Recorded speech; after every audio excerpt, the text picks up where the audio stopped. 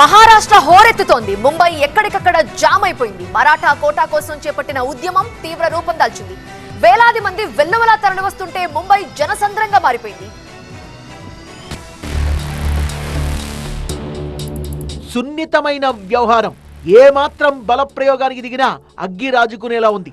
సామాజిక కార్యకర్త మనోజ్ జరాంగే పాటిల్ నేతృత్వంలో మరాఠా రిజర్వేషన్ల ఆందోళన 4వ రోజు మరింత తీవ్ర రూపం దాల్చింది. రాష్ట్రం నలుమూలల నుంచి వేల మంది ముంబైకి తరలివస్తున్నారు. రోడ్ల మీదే వంట వార్పు చేస్తున్నారు. నడి రోడ్లపై విన్యాసాలకు దిగుతున్నారు. దీంతో ముందుకెళ్లే దారి లేక కిలోమీటర్ల కొద్దీ ట్రాఫిక్ స్తంభిస్తోంది. మరాఠాల ఉద్యమం ఇంత తీవ్ర రూపం దాలుస్తుందని ఊహించని మహాయుతి ప్రభుత్వం ఆత్మరక్షణలో పడింది. సామరస్యంగా పరిష్కరించే మార్గాల్ని వెతుకుతోంది.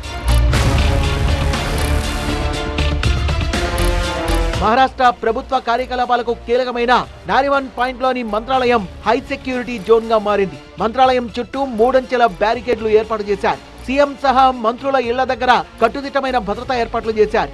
మనోజ్ జరాంగేకి మద్దతుగా వేల మంది తరలి వస్తుండటంతో వారిని అదుపు చేయడం కష్టమైపోతోంది. రిజర్వేషన్ల డిమాండ్ నెరవేరేదాకా ముంబై విడిచిపెట్టేది లేదని మరాఠా కోటా ఉద్యమకారుడు మనోజ్ జరాంగే తేల్చి చెప్పేశారు. ఆజాద్ మైదాన్ లో శుక్రవారం నుంచి నిరాహార దీక్ష చేపట్టారు మనోజ్ జరాంగే. మంచినీళ్లు కూడా ముట్టనని ప్రకటించడంతో వాతావరణం మరింత ఉద్రిక్తంగా మారింది. నిరసనకారులు ఎక్కడికక్కడ బైఠాయిస్తున్నారు, రోడ్లను దిగ్బంధిస్తున్నారు.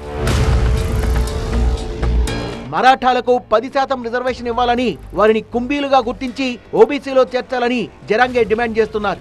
రెండు కూడా ఒకే సామాజిక వర్గం అంటున్నారు. డిమాండ్ నెరవేరేదాకా కదిలేది లేదంటున్నారు.